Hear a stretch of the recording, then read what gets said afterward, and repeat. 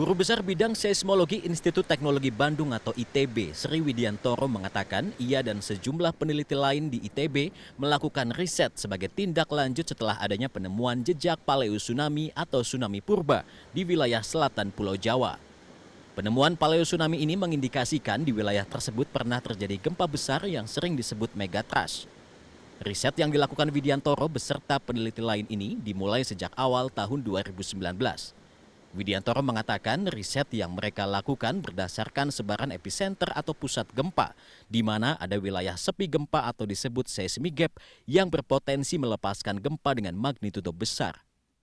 Memang hal itu terlihat dengan jelas di selatan Jawa itu ya. Jadi dari situ kami lakukan penelitian lebih lanjut, tidak hanya menggunakan data gempa, tetapi menggunakan data GPS juga, untuk melihat apakah di zona yang sepi gempa tadi lempengnya bergerak pelan-pelan yang disebut dengan slow slip atau mengalami locking, terkunci, begitu ya, tidak bisa bergerak. Kalau ini kan bahaya ini kan, kalau nggak bisa bergerak, energinya terakumulasi, nanti kalau tiba-tiba lepas bisa menjadi gempa yang besar. Begitu. Berdasarkan penelitian, ditemukan adanya potensi tsunami dengan tinggi maksimum mencapai 20 meter di wilayah pantai selatan Jawa Barat. Sementara wilayah pantai selatan Jawa Tengah dan Jawa Timur berpotensi terjadi tsunami dengan tinggi maksimum 12 meter.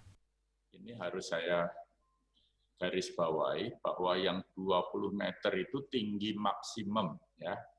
Ini sering di pemberitaan hanya dipotong 20 meter gitu. Nah ini kan beda sekali artinya. Tinggi maksimum 20 meter itu di suatu tempat di selatan Jawa Barat ya. Persisnya ada di paper itu. Nah itu kalau sebelah barat pecah ya dengan magnitudo kira-kira 8,7.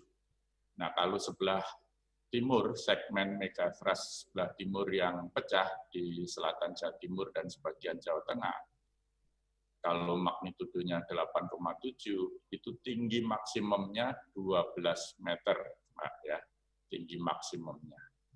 Kalau dua-duanya pecah, bersamaan barat dan timur, tinggi maksimumnya tetap di barat 20 meter, di timur 12 meter, diantaranya itu rata-rata 4,5 meter tepatnya, ya rata-ratanya. Nah, seperti itu. Jadi beda sekali kan dengan berita yang tinggi tsunami 20 meter mengancam. Nah, ini kan padahal suatu hasil simulasi, bukan prediksi. Ya, terima kasih.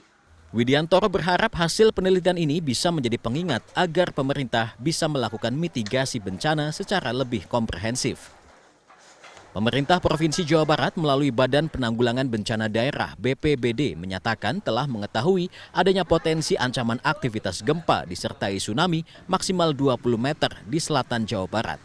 Hal tersebut berdasarkan riset-riset yang dilakukan sebelumnya. Selain itu berdasarkan peta rawan bencana Provinsi Jawa Barat yang menunjukkan seluruh garis pantai di selatan Jawa Barat berada di zona merah atau berpotensi tsunami.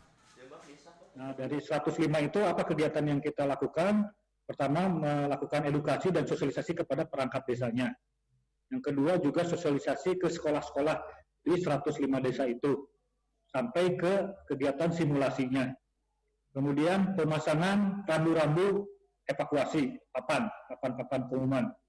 Nah, yang di luar ekspedisi itu, kita juga dengan bantuan BMKG dan instansi lainnya, memasang early warning system EWS.